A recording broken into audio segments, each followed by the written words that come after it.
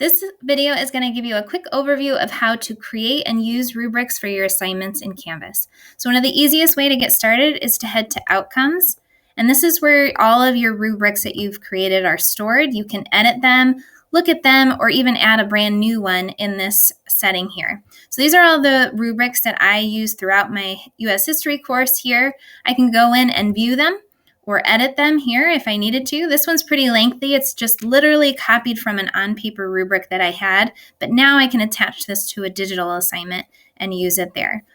If I want to add a new rubric, I can do that in this same screen. So I'm going to add a brand new one. I'm going to give it a generic title so that way I can use it for more than one assignment. You can certainly make it more specific to a specific project, but I like to keep it general so that way I can reuse it. So I can go in and edit the criteria. I can make it as detailed as I want. So this is going to be creativity. I can give a long description for what I'm looking for here or leave it general. And then I can also add as many points as I need to and change these partial and give a description for what that means. So I can keep going. I can do 5, 4, 3, 2, 1, 0, whatever you want to do. Or you can also make a range. I'll show you how to do that. So if I want to add another criteria, I'm going to duplicate what I've just created so I don't have to recreate it. But I'm going to call it participation. And so it kind of duplicates. And now if I wanted to make this a range, that gives me a little bit more flexibility with grading. So I'm going to make this partial credit could be from 3 to 1. And then from 1 to 0. So either way, I'm going to show you how that is used for grading and how that looks a little bit different.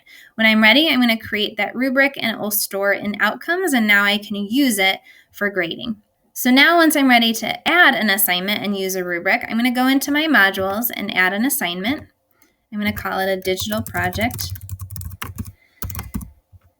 And you'll notice when I go in to try to edit this, before I do any of the details of this assignment, I'm going to go ahead and add a rubric. That's going to save me some time later because with certain submission types, you cannot add a rubric afterwards. So you need to make sure you add that first thing. So I'm going to attach the rubric that I just created.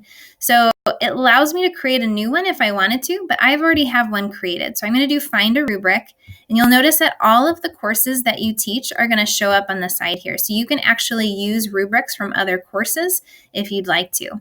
But in the current course that I'm in, the digital project that I just created is an option here.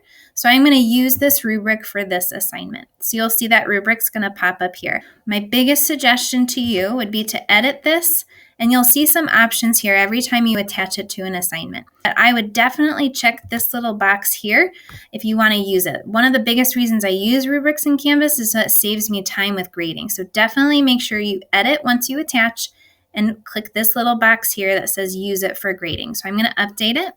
And once I do that, when I go into SpeedGrader and students start to submit the assignment, I don't have any students to show you here, but you'll see in SpeedGrader that you now have the option to view the rubric. So when I'm looking at their submissions, what's really nice about this is I can just click on what they earned and it plops in the points. The nice part about this range option that I did here is that if I want to give them partial credit here, I can change that to anything between a 3 and a 1, and it'll show up here.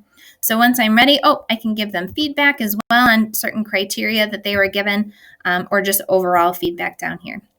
So I'm going to click Save, and what you'll notice is that that point value just plops in up here based on what I noted in the rubric.